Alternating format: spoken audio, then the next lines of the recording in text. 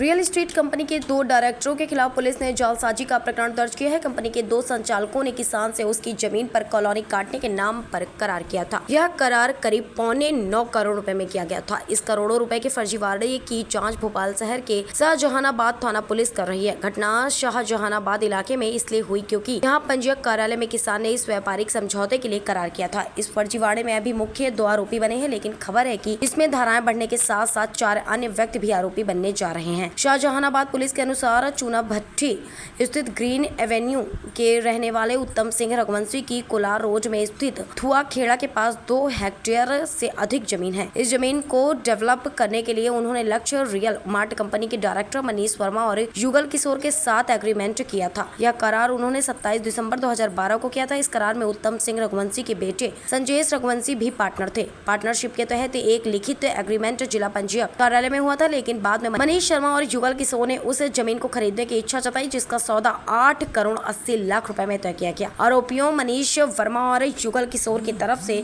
फर्जीवाड़ा जब उजागर हुआ तब रिलायंस होम लोन कंपनी ने थुआ खेड़ा की जमीन की नीलामी की सूचना प्रकाशित की। तब उत्तम सिंह रघुवंशी को पता चला कि बैंक उसे नीलाम करने जा रही है। अपनी जमीन बचाने के लिए पिता पुत्र ने मिलकर रिलायंस होम लोन कंपनी का डिफॉल्टर का पैसा भी चुकता किया। इसके बाद उन्होंने आरोपियों की जानकारी जुटाना शुरू की तो यह पूरा फर्जीवाड़ा निकल कर सामने आ गया। ये फरियादी हैं, इसमें संजेश रघुवंशी पिता उत्तम सिंह रघुवंशी, ये थाना चूनाभट्टी क्षेत्र में निवास करते हैं। इनकी ज़मीन है ग्राम थुआखेड़ा, थाना कोलार क्षेत्र में। उस ज़मीन को डेवलप करने के लिए इनका अनुबंध हुआ था लक्ष्य रियल मार्ट के संचालक हैं, डायरेक्टर हैं मनीष वर्मा और युगल किशोर से। एक रजिस्टर्ड अनुबंध पत्र परिबाजार थाना शाहजहानाबाद क्षेत्र में हुआ था। तो इसके तहत इनको कॉलोनी को डेवलप करके देना था, लेकिन ये जो समय सीमा दी गई थी उसमें डेवलप नहीं कर पाए। उसके पश्चात उनके बीच में आपस में सहमति हुई कि इसको विक्रय कर दिया जाए। तो जो डेवलप करने वाले लोग थे उन्होंने उसको खरीदने के लिए 8 करोड़ 80 लाख रुपए में इसका विक्रय अनुबंध पत्र तैयार करवाया। किसान और आपस में दोनों के बीच में अनुबंध पत्र तैयार हुआ 8 करोड़ 80 लाख रुपए का, जिसमें समय समय पर उनको पैसे का भुगतान करना था। उसके पश्चात में उस जमीन को रजिस्टर्ड करवाना था।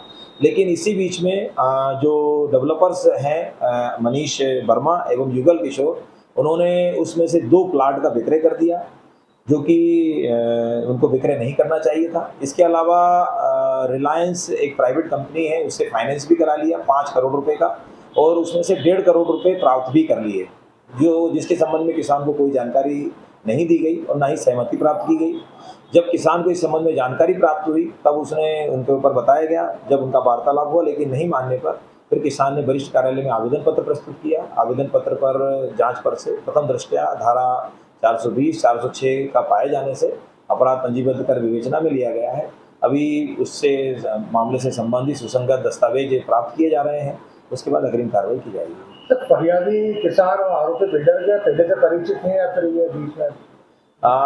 किसान ये इनका पहले से परिचित है।